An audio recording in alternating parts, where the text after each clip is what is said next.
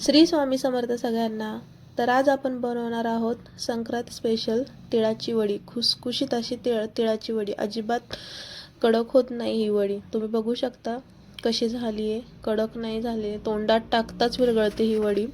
त्यासाठी मी घेतलेले अर्धी वाटी शेंगदाणे. शेंगदाणे चांगले मंद गॅसवर मंद आचेवरती भाजून घ्यायचेत.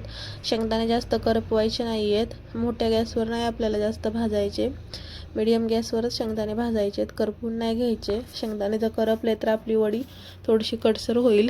आता मी अशा रीतीने शेंगदाणे काढले आहेत. आता मी घेत आहे 1 वाटी पांढरे तीळ.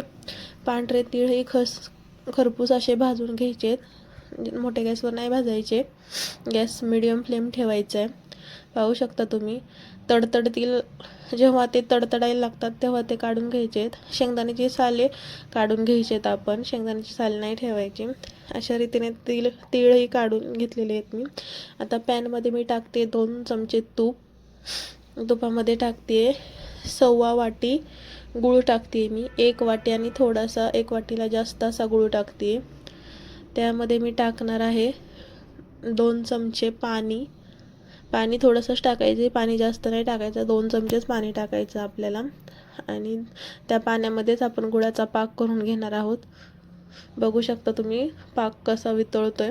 आता यामध्ये मी तीळ आणि शेंगदाणे मिक्सरमध्ये फिरवून घेणार आहे. ते जास्त बारीक नाही फिरवायचे, थोडेसे असे क्रश टाईपच ठेवायचे आहे, जेणेकरून ते दाताखाली तीळ येतील, शेंगदाणे येतील, त्याची चवही छान लागते. बघू शकता तुम्ही असा ठेवलेला आहे मी तिळाचा आणि शेंगदाण्याचा कूट.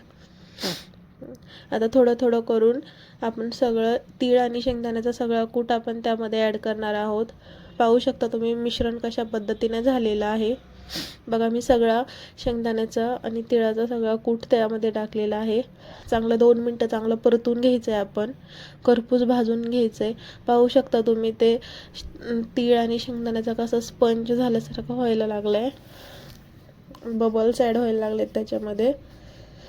पाहू शकता अशा रीतीने चांगलं परतून घ्यायचं आहे.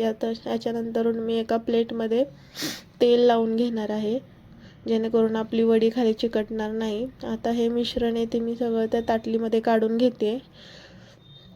चमच्याच्या उलाटण्याच्या किंवा हाताच्या साह्याने तुम्ही ते पसरून घ्यायचे. हे मिश्रण गरम गरमच पसरून घ्यायचं आहे, थंड झाल्यावरती नाही करायचं हे. पाहू शकता मी कसं गरम गरमच मिश्रण पसरून घेते. मला हाताच्या साह्याने सोपं वाटतं म्हणून मी हाताच्या साह्याने करते. पाहू शकता. आता यावरती आपण थोडेसे पांढरे तीळ लावणार आहोत डेकोरेशनसाठी. छान दिसतं ते, जेणेकरून समजायला पाहिजे की आपली तिळाची वडी आहे. पाहू शकता किती छान दिसते ते. आता याला आपण कटरच्या साहाय्याने आपल्याला हव्या त्या शेपमध्ये कट करून घेणार आहोत. तुम्हाला जर स्क्वेअर पाहिजे असेल, रेक्टँगल पाहिजे असेल, तुम्ही ज्या साईजचे शेपचे पाहिजे त्या साईजचे शेपचे तुम्ही करून घेऊ शकता. बघू शकता मी असे करणार आहे.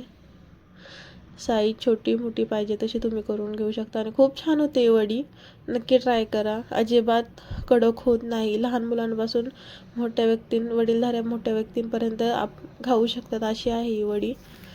अजिबात कडक होत नाही. पाहू शकता तुम्ही कशी झालेली आहे, खुसखुशीत दिसतानाही खूप छान दिसते.